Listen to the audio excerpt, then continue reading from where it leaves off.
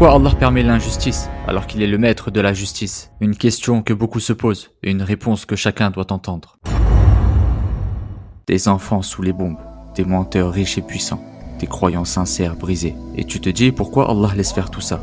Où est sa justice quand le mal triomphe et le bien souffre? Cette question, on se l'est tous posée. Voici une réponse simple, spirituelle. D'abord, ce monde n'est pas un tribunal, c'est un test, un lieu où l'homme est libre. Libre d'aimer ou de trahir, libre de faire le bien ou le pire. Et c'est là l'origine de l'injustice. Elle ne vient pas de Dieu, elle vient des hommes. L'injustice, ce n'est pas seulement une guerre, c'est aussi un mensonge répété, un regard de mépris, un droit volé, une vérité étouffée.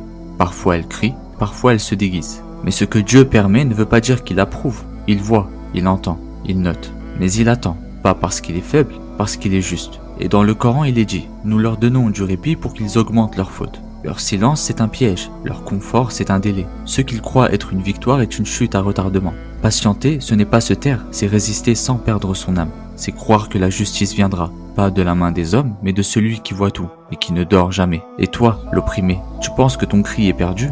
Le prophète sallallahu alayhi wa sallam a dit, la prière de l'opprimé monte sans aucun voile jusqu'à Allah. Même si personne ne t'écoute, lui il t'entend. Et même si tu ne comprends pas aujourd'hui, un jour, tu verras pourquoi tout ça avait un sens. Il est dit dans le Coran, celui qui fait le poids d'un atome de bien le verra, et celui qui fait le poids d'un atome de mal le verra. Rien n'est oublié, rien n'est laissé au hasard. Ce monde, c'est l'épreuve. Le jugement, c'est après.